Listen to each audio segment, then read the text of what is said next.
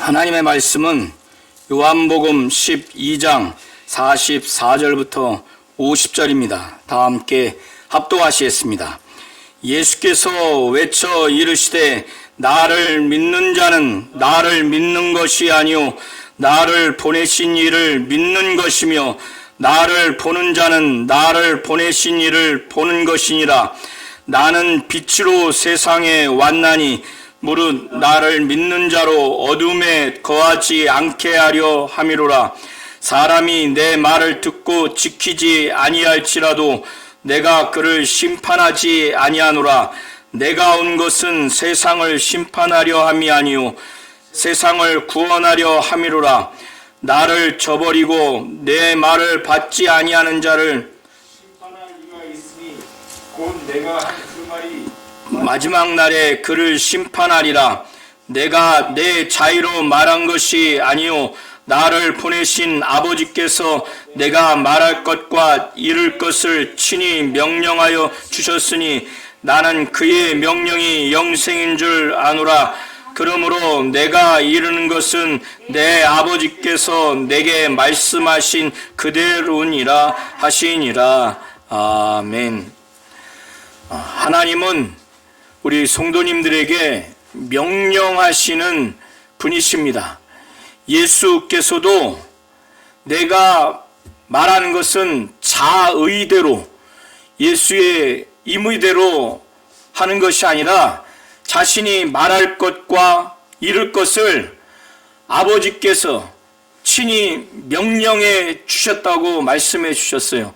그리고 그 명령이 예수 자신은 영원한 생명을 주는 하나님 아버지의 명령임을, 곧 영생임을 알았기에 자기가 이 사람들에게 이르는 것은 내 아버지께서 내게 말씀하신 그대로니라. 더하지도 않고 빼지도 않는, 가감하지 않는 대로 말씀 그대로 이룬 것이라고 말합니다. 왜 이런 말씀을 했는가? 자기가 이 땅에 오셔서 말씀한 이 말씀을 사람들이 듣고 지키지 않을지라도 자신은 그들을 심판하지 않는다는 겁니다. 그러나 나를 저버리고 내 말을 듣지 아니하는 자를 심판하는 이가 있으니, 그러니까 하나님 아버지의 말씀을 사람처럼 취급해서 의인화해서 나를 저버리고 내가 전한 이 말씀을 듣지 아니하는 자를 심판할 이가 있으니 마지막 때, 종말의 때에 그 사람을 심판한다는 겁니다.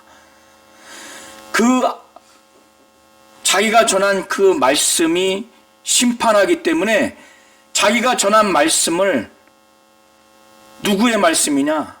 아버지의 명령의 말씀이라고. 그렇기 때문에 그 사람 한 인생을 나중에 심판하기 때문에 예수의 말씀은 더하거나 뺄 수가 없는 하나님 아버지의 명령대로 그 말씀을 그대로 자기는 전했다는 거예요.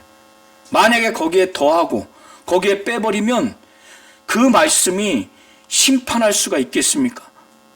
오늘 44절부터 50절의 말씀은 예수께서 유대인들 일반 회중을 대상으로 해서 마지막으로 하시는 말씀인데 얼마나 절절한지, 얼마나 아주 중요한 내용인지 외쳐서 이 말씀을 한 겁니다. 제가 이거를 큰 소리로 전하지 않는다 할지라도 44절부터 50절은 아주 큰 목소리로 아주 간절하게 호소하면서 절규하면서 마지막 이 말씀을 들으라고 하시는 말씀입니다.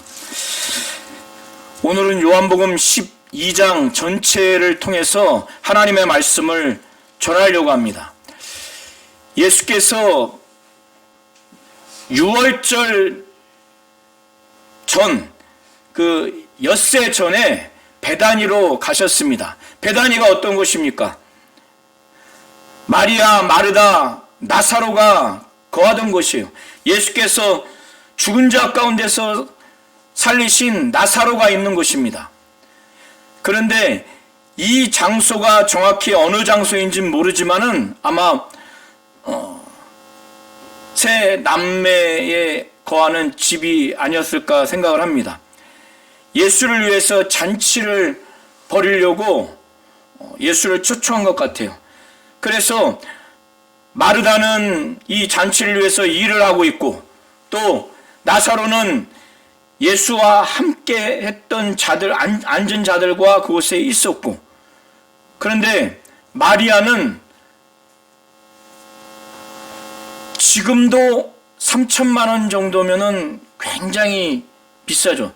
3천만 원 정도의 향수가 나는 기름을 산다는 것도 일반인들은 어렵지만 이것을 누구에게 선물을 준다는 것은 더더욱 어렵습니다. 그런데 마리아는 300데나리온을 주고 가룟 유다가 아주 책망하면서 이 마리아를 꾸짖었을 때 이것을 어찌하여 이 향유를 300데나리온에 팔아서 가난한 자에게 주지 아니하였느냐 이렇게 꾸짖습니다. 그러면 팔 금액이 300데나리온이면 샀을 때는 최소한 그거보다 더 비싸겠죠. 한 데나리온은 이 당시에 노동자 하루 품삯입니다. 300일 동안 벌어서 살 수 있는 향유예요.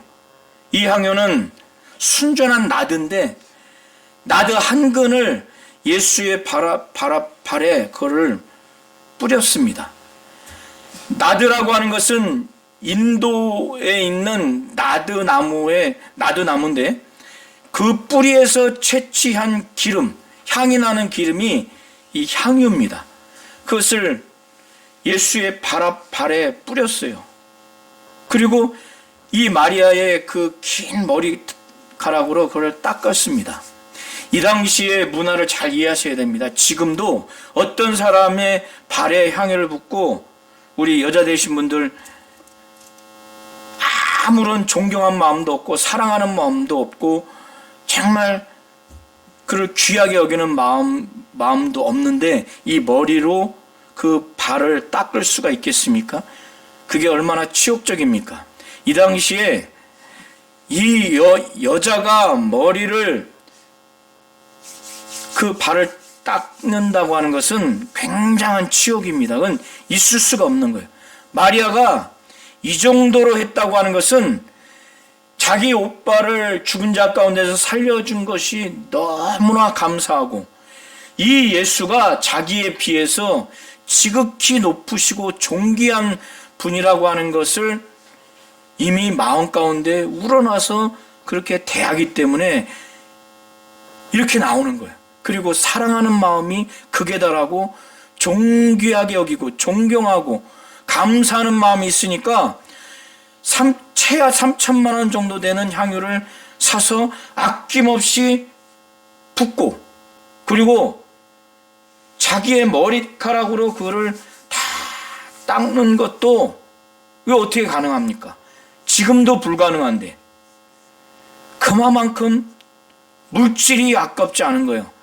자기의 마음이 자존심이 없는 거예요. 마음을 다 드리고 몸마저 다 드릴 정도로 이 예수를 지극히 높으신 분 그리고 너무너무 감사하고 너무너무 사랑스러워하니까 세 남매를 그전에도 사랑해 주시고 자기 오빠를 살려주시니까 그리고 마르다는 마르다 나름대로 예수를 위해서 잔치를 벌이기 위해서 그는 섬기는 마음으로 일을 하고 나사로는 그 음식을 먹기 위해서 앉았던 자들 중에 함께 앉았을 때 그냥 먼 산 보면서 앉았겠습니까? 너무나 감사하고 그런 마음으로 했겠죠. 그런데 가룟 유다는 완전히 이들과 전혀 다른 마음을 갖고 있어요. 다른 복음서를 보면은 막 화를 내고 꾸짖는 사람 중에 가룟 유다도 있는데 그가 말하기를 어찌하여 이 향유를 300데나리온에 팔아서 가난한 자에게 주지 아니했느냐? 그런데 그가 가난한 자를 생각할 만큼 사랑이 많고 그런 것이 아니에요. 그가 이걸 값을 팔아서 혹여라도 자신들에게 줬다면 그는 그걸 훔치려고. 그는 탐욕이 강한 자예요. 그는 동계를 맞춘 자입니다. 예수와 함께한 제자들이 필요한 돈들을 맡은 자예요. 재정 담당자인데 돈계에서 반반히 돈을 훔쳐갔어요. 야, 이게 예수님이 계신데 그는 도적이라고 말합니다. 그러니까 가난한 자가 불쌍히 사는 것이 아니라 그걸 팔아가지고 자기한테 줬더라면은 그가 훔쳐가려고 아주 탐욕이 강해서 예수는 이 여인을 괴롭히지 말라. 이 여인을 가만둬라. 다른 복음서에 보면은 이가 예수에게 하신 일에 대해서 아주 극찬을 합니다. 내게 잘한 일이다. 내가 나중에 장사 될 것인데 장래일을 위해서 그것을 두도록 그렇게 해라. 여기서 남은 향유를 두도록 하라고 하는 것인지 아니면 그가 예수의 장래를 위해서 한 이 좋은 일을 하도록 그렇게 허락하도록 하라고 하는 것인지는 명확치 않습니다. 학자마다 의견이 분분해요. 이 나사로가 죽은 자 가운데 살았을 때 이 소문이 막 나지 않았겠습니까? 그래서 이 예루살렘에 있는 큰 무리 사람들이 죽은 자 가운데에서 나사로가 살았으니 이게 믿을 수 없는 일이 일어났잖아요. 그러니까 많은 사람들이 이 베다니 지역에 이 세 남매가 있는 곳에 예수가 왔다는 소문을 듣고 아주 큰 무리, 많은 사람들이 예수께 왔어요. 예수만 볼 뿐만 아니라 예수께서 죽은 자 가운데서 살리신 나사로도 보기 위해서 온 겁니다. 이 바리새인들이 이 광경을 보고 이제 이 일반 백성들에게 이 예수를 보면은 누구든지 신고해서 예수를 잡도록 그렇게 해라 조치를 취했는데 아무런 소용이 없어요. 이 온 세상이 예수를 따라가니까 이 나사로가 죽은 자 가운데서 살았다는 것으로 인해서 많은 사람들이 예수에게 가서 그걸 막 믿어요. 믿으니까 이 대제사장들이 자기들끼리 모여서 어떻게 됩니까?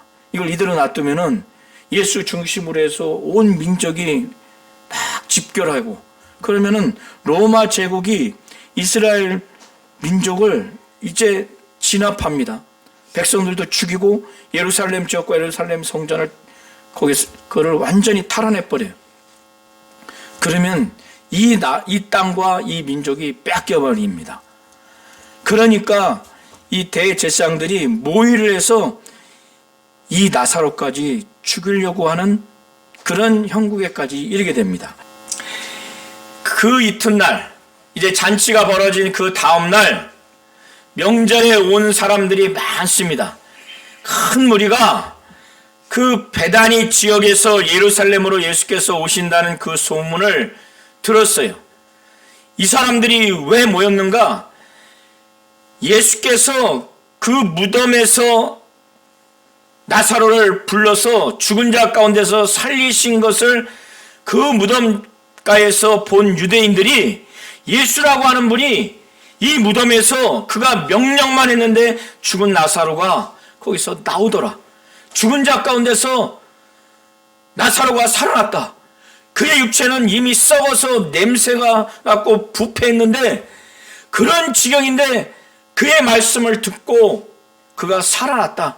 그 얘기를 막 증거하니까 많은 사람들이 믿고 예수를 맞이하러 온 겁니다. 그때 이들은 뭐냐면은 오늘날 저와 우리 성도님들과 같이 예수가 하나님이고 하나님의 아들 메시아여 그리스도라고 믿어서 그를 맞이하러 온 것이 아니라 이 당시에 로마 제국의 지배를 받아서 이 지배 상태, 식민 통치 상태에서 죽은 자 가운데서 나사로를 살릴 정도면 이 예수는 그 능력이 어마어마하니까 우리의 왕으로 그들이 삼고자 해서, 그래서 로마 제국 밑에서 자기들을 해방시키는 강력한 정치적인 군사적인 메시아, 이스라엘의 왕으로 막 추대하려고 하는 그런 마음으로 이들을 맞이한 겁니다.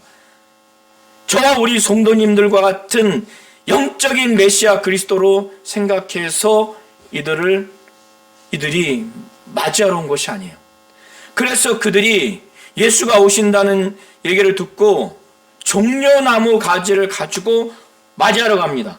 종려나무는 이스라엘 민족이 이방 민족에 지배받아서 다시 이 나라와 이 민족이 거기에서 독립했을 때 그 승리의 기쁨으로 이 종려나무를 막 흔든 거예요. 그러니까 이들이 종려나무를 흔든 것은 이 예수가 로마 제국과 대항을 해서 거기서 이스라엘 민족을 독립시키고 이 이스라엘 국가를 독립시키는 정치적인 왕, 아주 군사적인 메시아로 여겨서 그거를 칭송하기 위해서 종려나무를 갖고 온 겁니다. 그래서 그들이 말하기를 호산나 찬송하리로다. 주의 이름으로 오시는 이 곧 이스라엘의 왕이시여. 이건요 영적인 메시아 그리스도라고 생각해서 이 고백을 한 게 아니에요. 자기들의 민족을 로마 제국에서 독립시킬 수 있는 군사적이고 정치적인 메시아 그리스도 왕으로서 이렇게 막 찬송한 겁니다. 호산나라고 하는 것은 지금 구원하소서. 그러니까 이건 영적으로 구원해달라고 하는 그런 의미가 아니에요. 주의 이름으로 오시는 이요, 이 표현은 메시아라고 하는 의미를 담고 있어요. 곧 이스라엘의 왕이요. 그런데 이들의 이 영적인 의미를 이들은 알고 한 것은 아니란 말이에요. 그런데 예수는 이미 스가랴 9장 9절에 스가랴 선지자가 예언한 그 내용대로 지금 이 상황을 예수는 그 예언이 그대로 응하는 장면으로 이것을 실현합니다. 그래서 예수께서 이 자기를 막 환호하는 이 상황에서 옆에 딱 보니까 어린 나귀가 있는 거예요. 그래서 어린 나귀를 잡아서 타고 예루살렘으로 들어갑니다. 베다니에서 예루살렘은 약 오리 3km밖에 안 됩니다. 그러니까 길지 않는 거리이기 때문에 굳이 어린 나귀를 탈 필요가 없어요. 그리고 좀 더 편안하게 빨리 가려면 말을 타면 됩니다. 그런데 왜 예수께서 어린 나귀를 탔는가? 이미 그 예언의 말씀이 스가랴서 9장 9절에 예언되어 있는 내용이에요. 어린 나귀를 타고 메시아가 들어간다는 그 내용이 기록되어 있습니다. 그래서 예수는 그거를 이루기 위해서, 응하기 위해서 의도적으로 어린 나귀를 탄 거예요.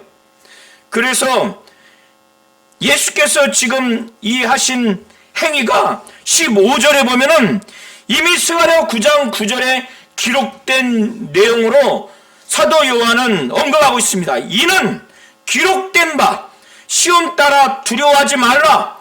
여기서 시온 딸은 이스라엘 민족을 말하는 겁니다. 시온 딸아 두려워하지 말라. 보라 너의 왕이, 그러니까 메시아 그리스도, 지금 이 상황에서는 예수를 말하는 거죠. 너의 왕이 나귀 새끼를 타고 오신다 함과 같더라. 사도 요한이 예수께서 지금 어린 나귀를 타고 들어가시는 이것이 스가랴 9장 9절에 기록된 내용과 같다는 거예요. 예수는 그것을 그 예언된 내용으로 지금 실현하는 것인데 왜 어린 나귀를 탔는가?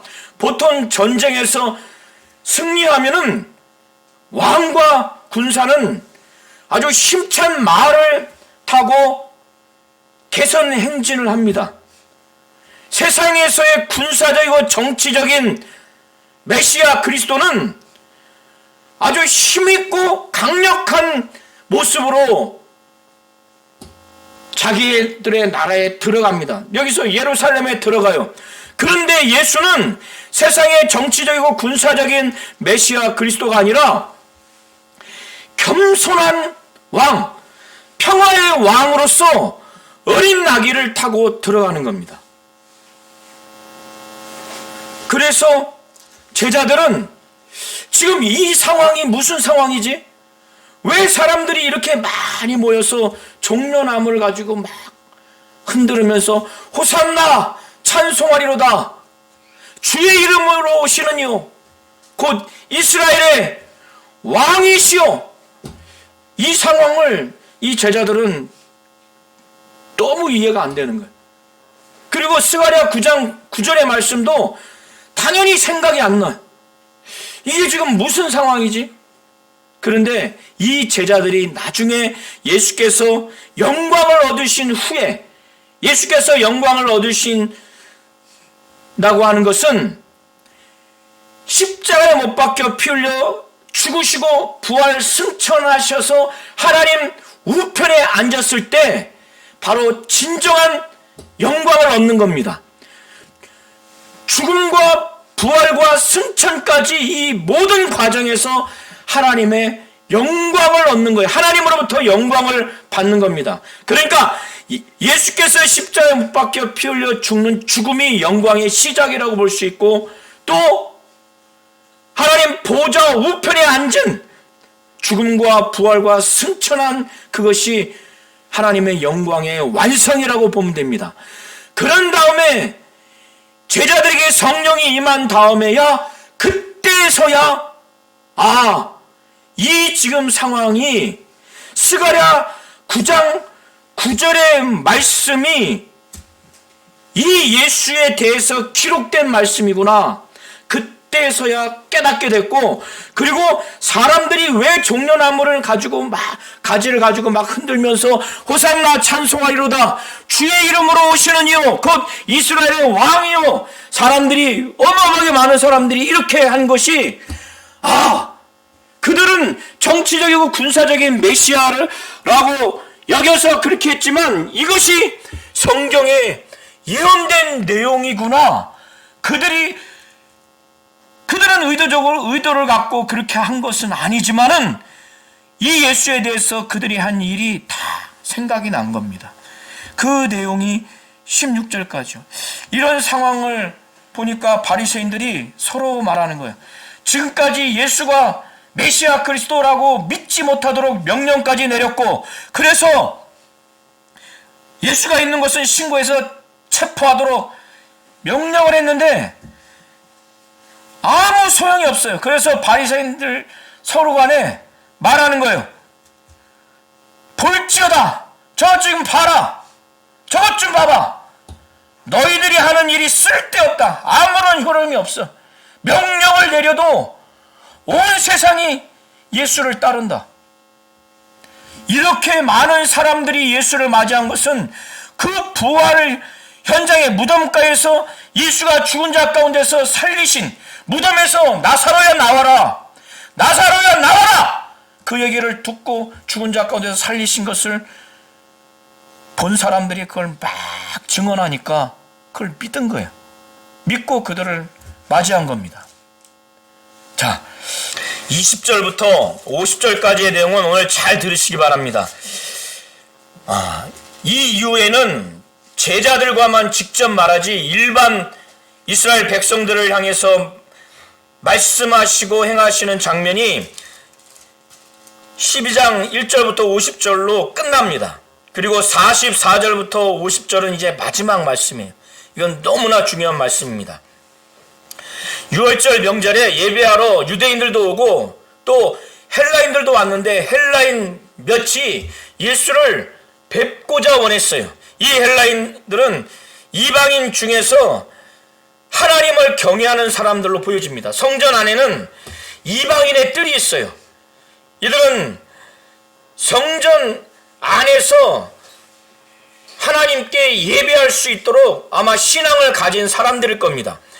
이들이 예수를 뵙고자 했어요. 그래서 예수의 제자 중 하나인 갈릴리 베세다 사람인 빌립에게 와서 말합니다. 선생님, 우리가 예수를 뵙고자 합니다. 그러니까 이 예수의 제자인 빌립이 또 다른 제자인 안드레에게 말합니다. 여차여차해서 헬라인 며칠 왔는데 예수를 보고자 한다. 그래, 우리가 가자. 예수께 말씀을 했는데, 그러면 예수의 대답은 어느 시, 어느 장소를 정하거나 아니면 안 된다. 그 예수께 여쭌 내용에 답변을 해주는 것이 아니라 이들이 볼 때는 전혀 다른 말씀의 반응을 보입니다. 어떤 말씀이냐? 이제 자신을 인자라고 말하면서 인자가 영광을 얻을 때가 왔다.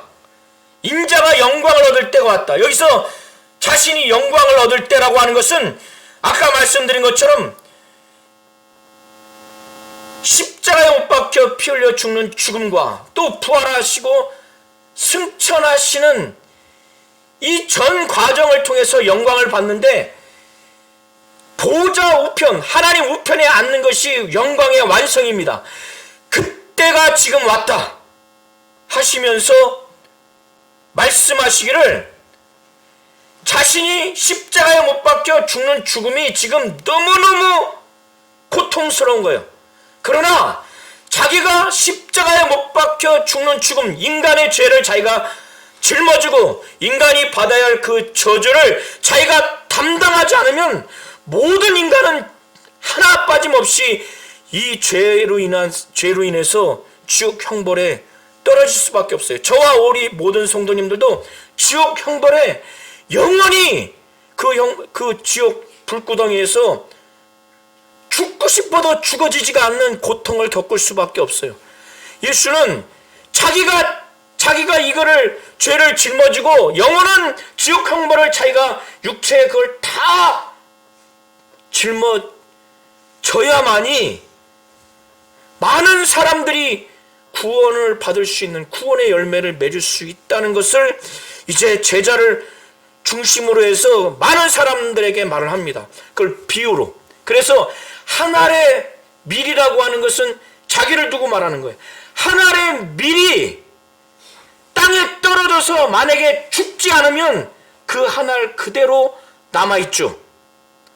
그러나 그 한 알의 밀이 땅에 떨어져서 죽어서 썩어 없어지면 그로 인해서 많은 열매가 맺어진다. 이 비유의 말씀을 하면서 자기가 너무너무 고통스럽지만 자기 하나가 죽어서 많은 사람이 구원을 얻게 해야 되겠다고 예수께서 이 비유의 말씀을 통해서 이 이후에 영광을 받을 때가 왔으니, 그 영광의 시작이 십자가에 못 박혀서 피 흘려 죽는 죽음이라는 것을 이제 담담하게 고통스럽지만 하나님의 뜻을 이루기 위해서 하나님의 이름을 마지막까지 영화롭게 하고자 하는 아주 각오하는 마음으로 이 말씀을 하는 겁니다. 그러면 예수가 십자가에 못 박혀 피 흘려 죽는 죽음을 가겠다고 했을 때, 그러면 자기를 믿는 이 제자를 정점으로 해서 믿는 자들에게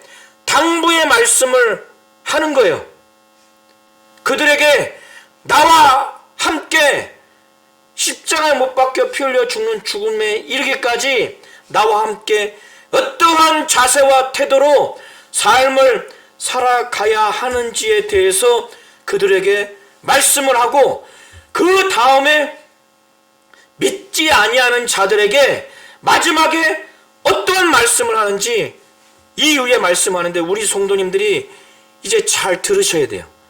신앙생활을 어떻게 해야 되는가? 뭐라고 말씀하시면, 한마디로 말하자면 저와 우리 성도님들이 갖고 있는 이 목숨 있죠.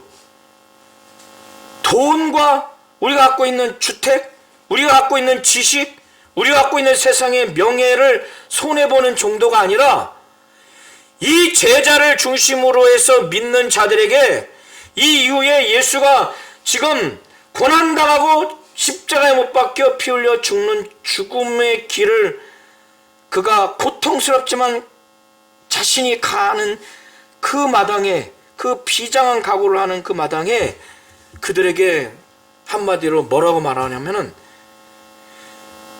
목숨 걸고 나와 함께 이후에 가자는 거예요.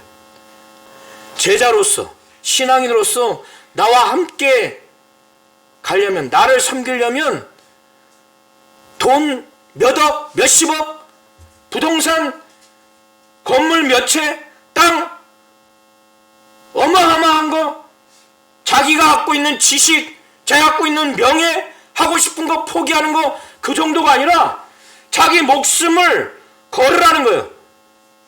이게 제자로서 주님과 함께 하는 삶이고 믿는 자로서의 삶을 사는 자세와 태도라는 거예요. 오늘 저와 우리 성도님들이 이 상황이 아니기 때문에 이해를 못하는데, 지금 유대 사회에서 지금 이 상황은 자기를 죽이려고 하는 유대 지도자들, 로마 제국하에서 예수가 지금 죽으러 가는 거예요. 그러면 예수를 따라가는 믿는 자들, 특별히 가까이서 함께 동고동락하고 예수를 섬기겠다고 나온 제자들은 뭐냐면 목숨 걸어야 되는 거예요. 그래서 예수께서 한마디로 그 말씀을 하는 거예요. 25절에 자기 육신의 생명을 사랑하는 자, 그러니까 이거를 절대적인 가치, 최고의 가치로 여기면 예수, 천국, 구원, 이건 내 목숨을 가장 사랑하고 절대적으로 했기 때문에 이거 보존하기 위해서 예수도 부인하고 예수를 믿는 믿음도 드러내지 못하고 영생, 구원, 천국 다 뒷전이에요. 그래서 자기의 생명을 사랑하는 자는 잃어버릴 것이라는 거예요. 뭘 잃어버려? 영원한 생명을 잃어버린다는 거예요.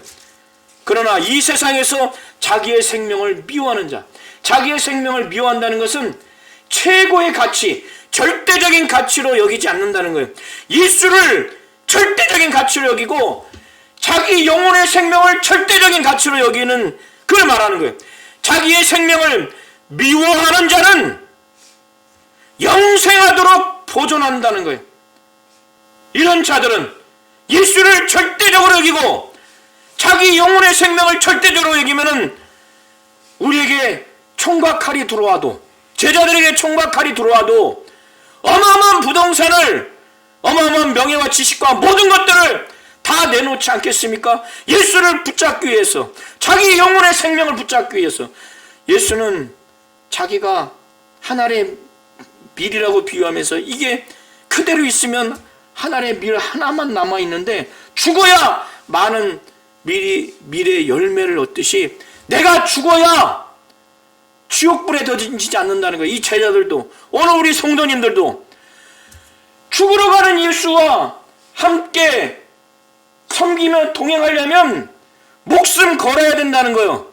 그래야 너희들의 영혼의 생명을 잃어버리지 않냐고 보존한다는 거예요.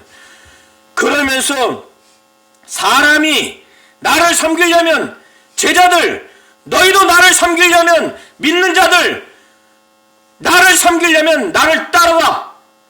지금 유대인들이 살기등등하게 지키고 있는 예수를 주변에 따른다는 게 이게 불가능한 거예요. 이거는요, 이 제자들도 죽기를 각오하지 않으면 못 따릅니다. 그러니까 목숨 걸고 내 영혼을 구원받기 위해서 목숨 걸어, 이 말씀을 먼저 한 거예요. 그런 다음에 나를 따르라. 나 있는 곳에 나를 따르라 했을 때 예수를 따라가면 그는 결국 예수가 하나님 우편에 앉아있는, 나를 따르는 자는 나 있는 곳에 거기 있는다는 거예요. 결국에는 목숨 걸고 예수를 따르면은 그런 제자와 그런 믿는 자는 어떠한 결과를 맺는가? 하나님 보좌 우편에 예수가 계시죠. 거기에 있는다는 거예요. 그리고 예수를 섬기는 자는 아버지가 아주 존귀하게 여긴다는 거예요. 저와 우리 모든 성도님들, 하나님 아버지께 최고의 영광, 최고로 귀하게 여김을 받기를 원하십니까? 그러면 마음 착하게 도덕적으로 깨끗하게 양심대로 살아서 하나님 아버지는 절대 최고의 존귀하게 여기지 않아요. 예수를 어떻게 대하는가? 예수를 공경하는 자는 하나님 아버지가 나를 공경하는구나 그렇게 여겨서 그를 귀하게 여깁니다. 예수를 무시하고 예수의 말씀을 무시하는 자 절대로 귀하게 여기지 않습니다. 그래서 이건 제 말이 아니라 예수의 친히 하신 말씀이에요. 26절에 사람이 나를 섬기면 내 아버지께서 그를 귀히 여기리라. 이렇게 비장한 마음으로 결연하게 미래 하늘의 비유까지 하시고 제자들에게 목숨 걸고 나를 섬기고 나를 따라 이렇게 하셨음에도 자신은 너무너무 괴로운 거예요. 하나님이고 하나님의 아들로서 이 죽음의 공포, 이 고통. 그러니까 내 마음이 괴로우니 무슨 말을 하려.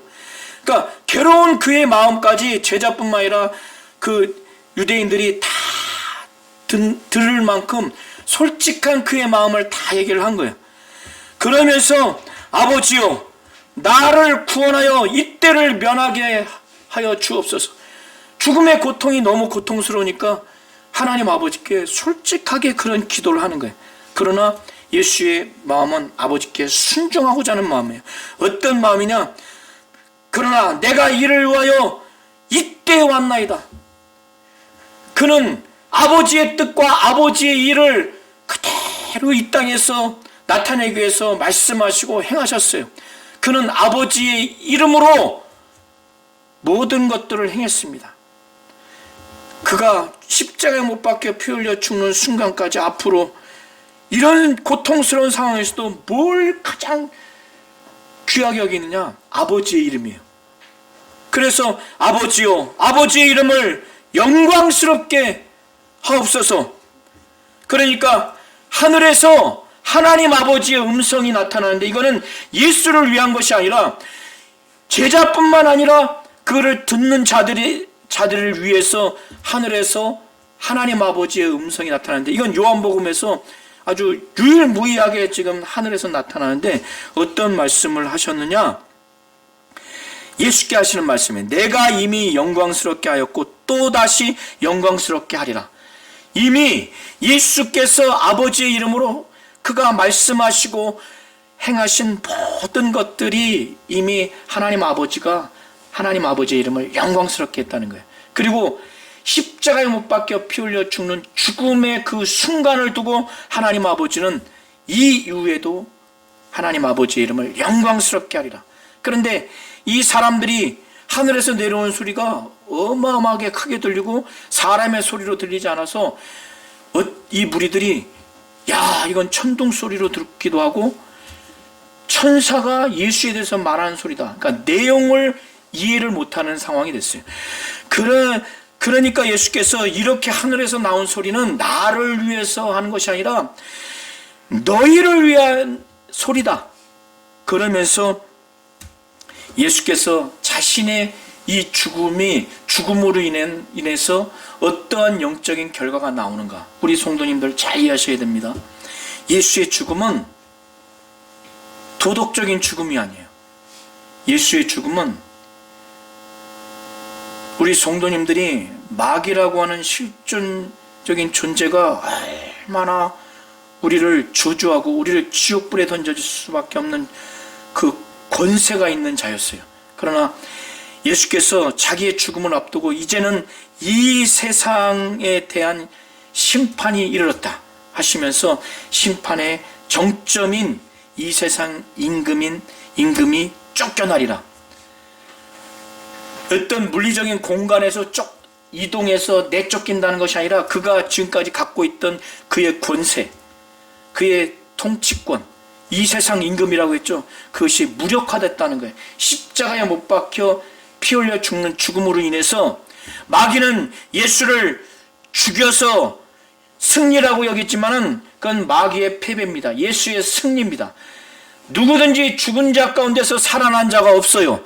그러나 이 부활은 예수의 승리요 하나님의 승리입니다. 마귀의 패배요. 그래서 이 세상 임금 마귀가 쫓겨나려는 거예요. 그리고 예수께서 땅에서 들리면 십자가에 못 박혀 죽는 죽음을 두고 말하는 것이고, 더 넓게는 저 하나님 우편에 들리면 모든 사람을, 여기서의 모든 사람은 불신자를 포함한 사람이 아니라 믿는 자들 가운데 모든 사람은 예수가 계신 곳에 이끌겠다고 예수께서 말씀을 하셨는데, 이렇게 말씀하신 것은 자기가 어떠한 죽음으로 죽을 것을 보인 거예요.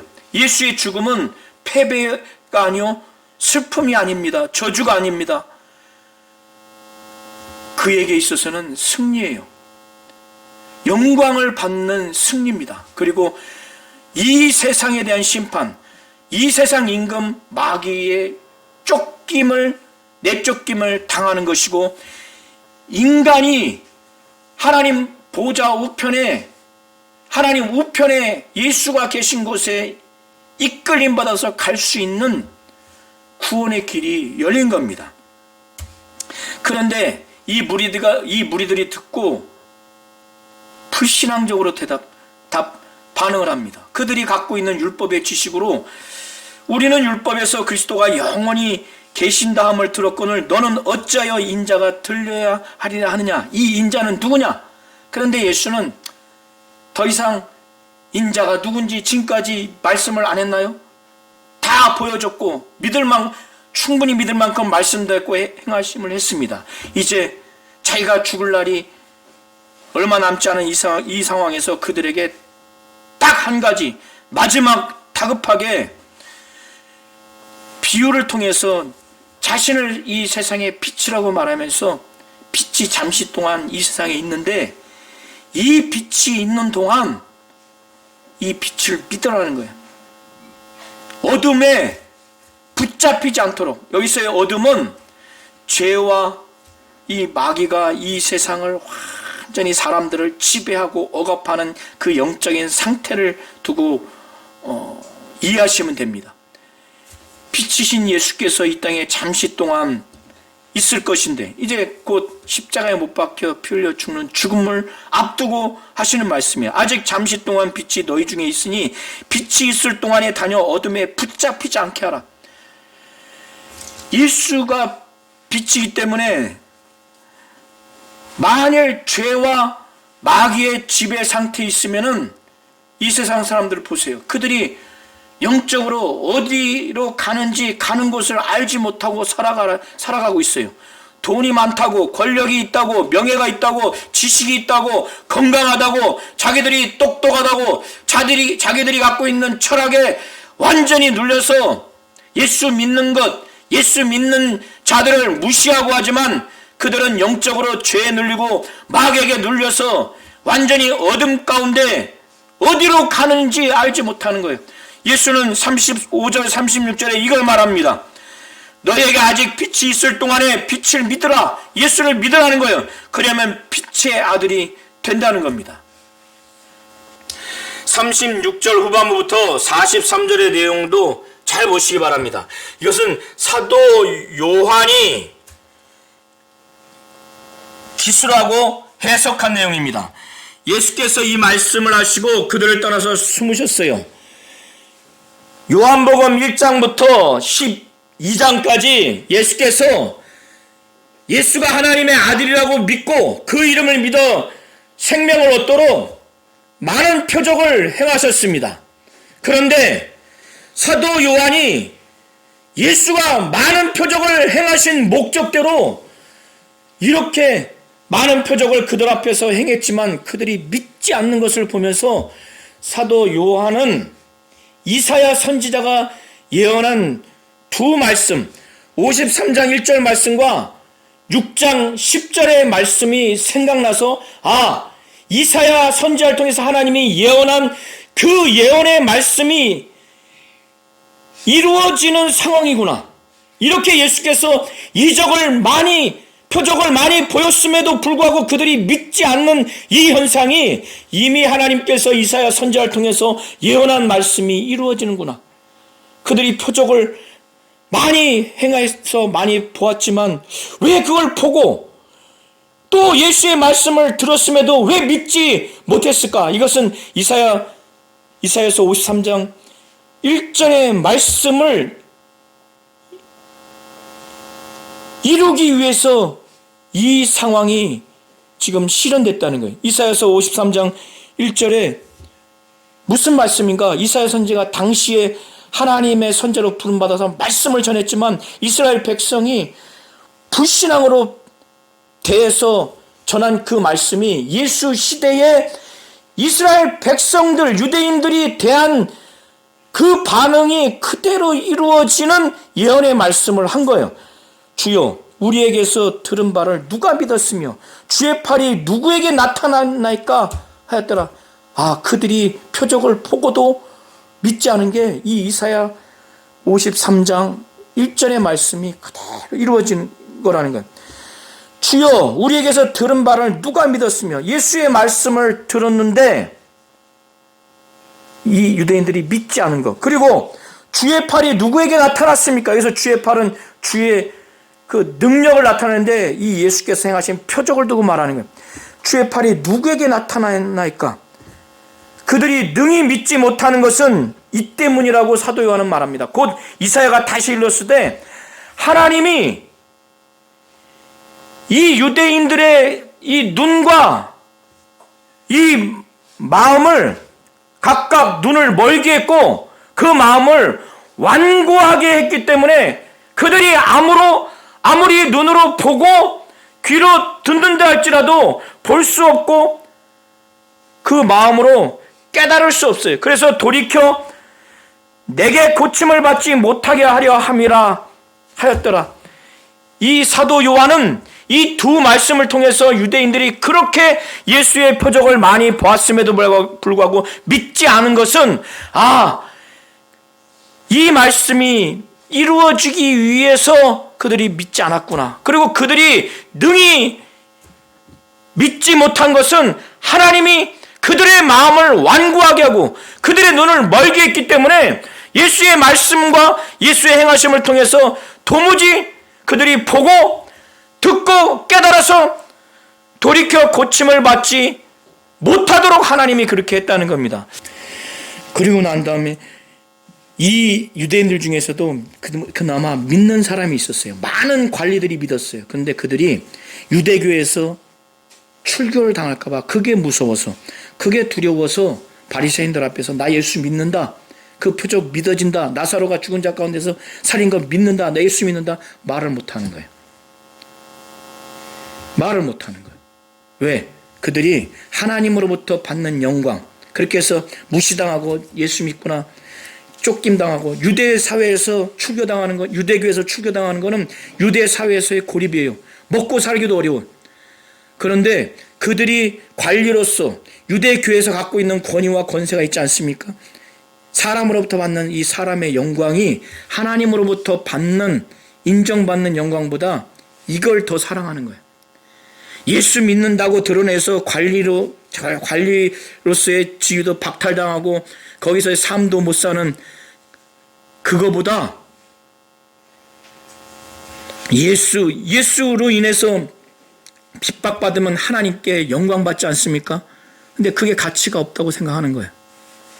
우리 성도님들도 한번 잘 점검하세요.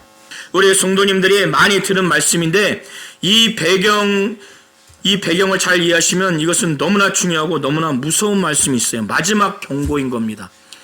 예수께서 유대인들에게 많은 말씀과 표적을 행했는데 그들의 그 반응은 소수를 제외한 다수는 불신앙이고, 그나마 관리 중에 많이 믿는 사람들도 유대교에서 출교당할까봐 바리새인들 앞에서 바리새인들 때문에 예수 믿는다고 틀어내지도 못해요. 왜? 그들이 갖고 있는 유대교에서의 갖고 있는 권력, 권위, 권세, 그로 인한 사람으로부터 받는 영광, 사람의 영광을 예수 믿는다고 핍박받음으로 인해서 하나님으로부터 영광받는 하나님의 영광보다 사람의 영광을 더 사랑하니까, 이런 상황 하에서 그들에게 마지막으로 선포하는 거예요. 나를 믿는 자는 나를 믿는 것이 아니라 나를 보내신 하나님 아버지를 믿는 것이다. 나를 보는 자는 나를 보내신 하나님 아버지를 보는 것이다. 그러니까 지금까지 나를 죽이려고 나를 무시하는데, 나를 믿고 나를 보는 건 나를 보는 것이 아니고 나를 믿는 것이 아니라 하나님 아버지와 그의 아들이 어떻게 분리가 돼요? 입격은 다르지만 삼위일체 하나님이란 말이에요. 그러니까 마지막 호소하는 거예요. 나와 아버지는 하나니까 아버지를 믿고 아버지를 보려면 나를 믿고 나를 보아야 된다. 내가 빛으로 세상에 왔는데 내가 온 것은 물론 나를 믿는 자로 어둠에 속하지 않도록, 죄와 마귀의 밑에 속해서 지옥 형벌에 떨어지지 않도록 그렇게 한 것이다. 지금까지 예수를 저버리고 예수의 말을 무시했어요. 예수는 마지막 얘기합니다. 내 말을 듣고 지키지 아니하는 자들이 있다 할지라도 나는 그를 심판하지 않는다. 나는 내가 온 것은 심판하러 온 것이 아니라, 세상을 심판하러 온 것이 아니라 세상을 구원하려 온 것이다. 나를 저버리고 나를 무시하고 나를 저버리고 내 말을 듣지 아니하는 자를 심판하는 이가 있으니 마지막 날에 내가 한 그 말, 지금까지 예수께서 하신 말씀이 그를 심판할 것이다. 그러면서 자신이 한 말이 모든 사람을 심판할 것이라고 말씀하시면서, 내 말은 내가 자의대로 말한 것이 아니라 내가 말할 것과 이룰 것을 나를 보내신 아버지께서 친히 명령해 주셨다. 나는 그의 명령이 영생인 줄을 안다. 그러므로 내가 이루는 것은 내 아버지께서 내게 말씀하신 그대로다. 이게 무서운 겁니다. 유대인들 전체에 대해서는 이젠 더 이상 끝이에요. 이 이후에는 말씀 안 합니다. 제자들과 말씀하고 십자가에 못 박혀 풀려 돌아가십니다. 저와 우리 모든 성도들도 마찬가지예요. 제자들뿐만 아니라 우리 모두가 예수의 이 말씀이 나중에 우리를 심판할 겁니다. 목사만, 사도만 아니에요. 믿는 모든 자에게 결국 심판할 거예요. 그래서 예수께서 마지막에 나는 내 말은 내가 자의대로 한 것이 아니다. 나는 아버지가 내게 말씀하신 그대로 하나님은 명령하시는 분이십니다. 우리 성도님들이 오늘 잘 하셔서, 저는 12장 오늘 1절부터 50절 보면서 너무너무 중요한 말씀이에요. 여기에는 우리 성도님들이 이 유대인들과 같이 이사야서 53장 1절과 이사야서 6장 10절의 예언대로 불신앙을 갖고 믿지 못하도록, 예언의 대상은 아니지만 그러나 예수가 하나님이고 하나님의 아들이라고 안 믿어진다거나, 예수의 말씀과 행하심이 내게 무뎌지거나 내게 감동이 없거나 그걸 그대로 살지 말아야 되겠다 다짐이 없다면 기도하세요. 하나님은 명령하시는 분이시고 예수를 통해서 말씀하신 그것이 나중에 저를 포함해서 우리 모두를 심판할 겁니다. 하나님은 명령하신 분이시라는 것을 잘 하셔서 예수의 이 마지막 말씀을 잘 들으시고, 나는 그의 명령이 영생인 줄 아노라. 그러므로 내가 이루는 것은 내 아버지께서 내게 말씀하신 그대로니라.